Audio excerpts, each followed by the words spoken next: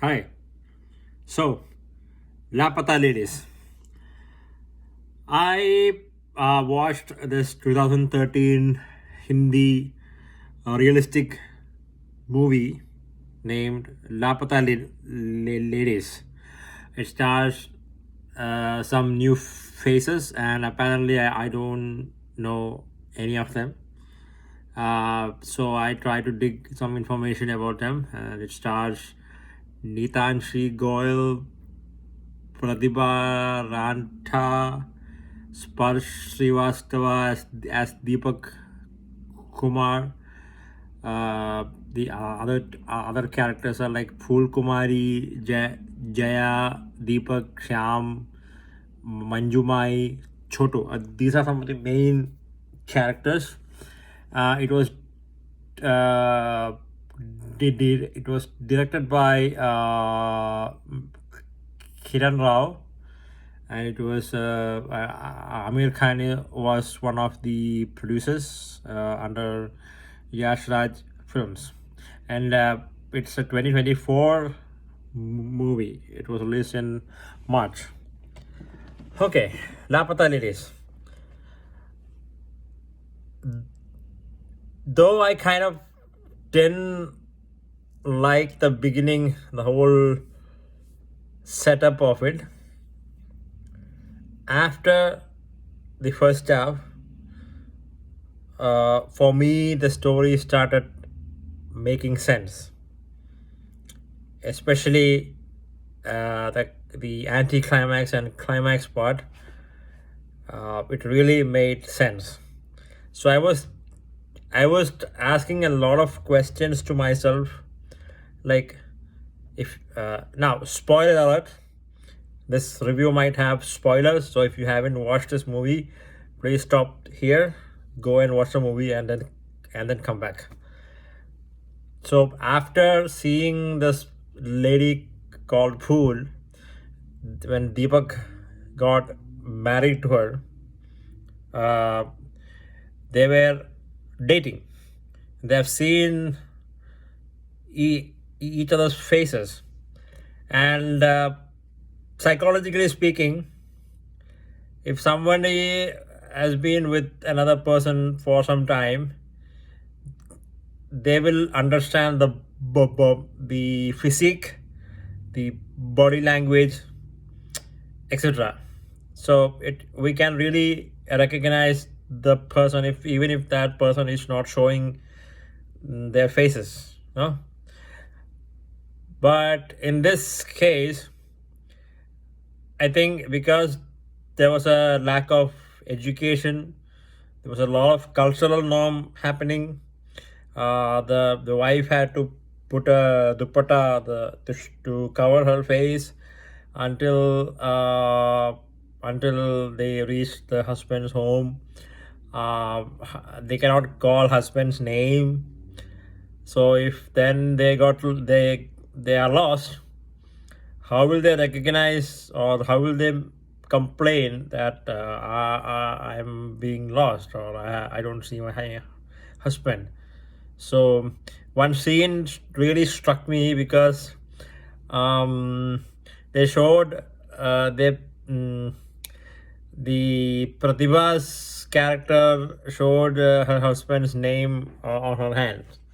And in the beginning, though, Fool also almost did something like that. The character Manjumai, played by Chhaya Kadam, it really was the pivotal role in making Fool, who is a very who is coming from a very culturally stigmatized, backward, uneducated, illiterate, with very strong superstitious beliefs and all. Manjumai really influenced her to actually call her husband's name. When we, as people from the urban area, from cities, highly qualified, educated. We are having a job. We have seen people. We have seen the world. We might think it's like a funny thing. We might feel awkward about it. But then but then you should think about it from their perspective. Addressing the husband in his name itself was a big thing. And then when fool says I can actually help my husband and help him earn some money, and then Chhaya Kadam's character says no, you should work on your own and earn income on your own. On contrast, Jaya was like she was already keen on learning and trying to make an income, and she didn't want to get married to a goon kind of character. And then because of all this face covering and so-called unnecessary superstitions, like we will think of it as so bad, so awkward. What the hell is this happening? But then in their culture, their parents did this, their grandparents did this, so they are being forced to follow these kind of traditions. And then finally, when I thought the policeman was really corrupt, but then wow, that guy actually nailed that role, becoming the best corrupted police officer I have seen. He was like a Robin Hood. He only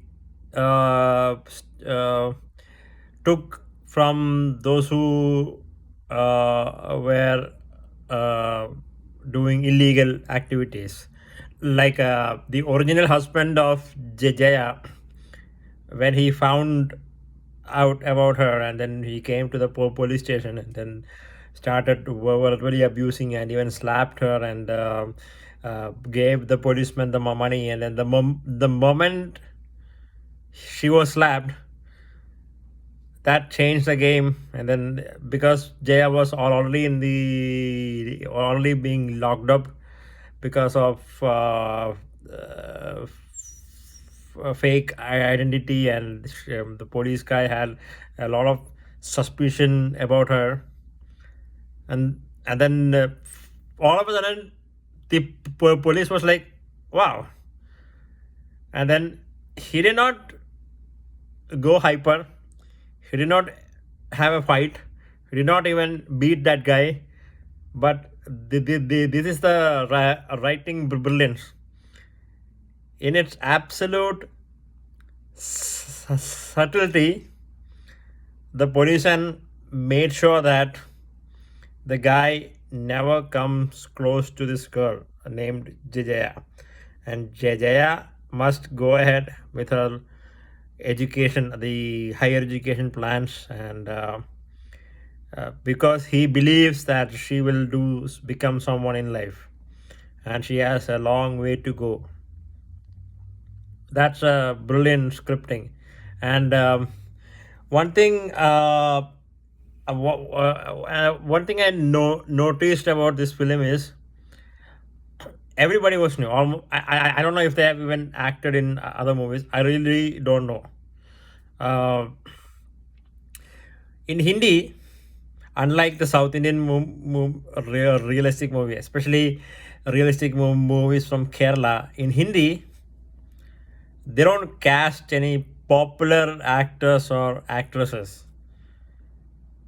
The reason I think is because the story might get sidetracked, it might get changed from the original idea, and the hero might get more importance. The budget might go up. Instead of telling a sweet, influential, great story, it might even end up becoming a star cast show. I don't know why Hindi or other language, even Tamil, it's all good. I don't know why in Hindi these people are not able to pull something similar with already established cast. I'm not saying these people were bad; they were extremely good to portray their role. I really loved two characters. One was the Manjumai who was running a tea shop in the railway station, and the other was the police guy. Um, Fool was kind of, I was like, she is the worst case. Like, like she can be twisted and turned by anybody in this world. Uh, Jaya was strong, and then finally she realized Deepak's love for Fool, and then she started helping the Deepak. And in order for like the Deepak to realize that, he had to get the information from Sham that Jaya was actually trying to help him when already Jaya was locked up.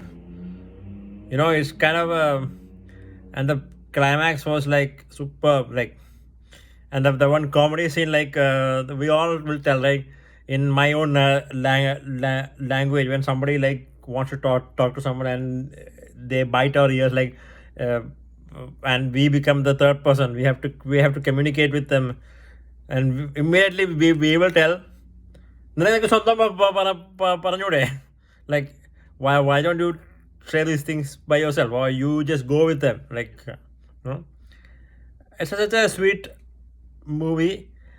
The message of this movie is like,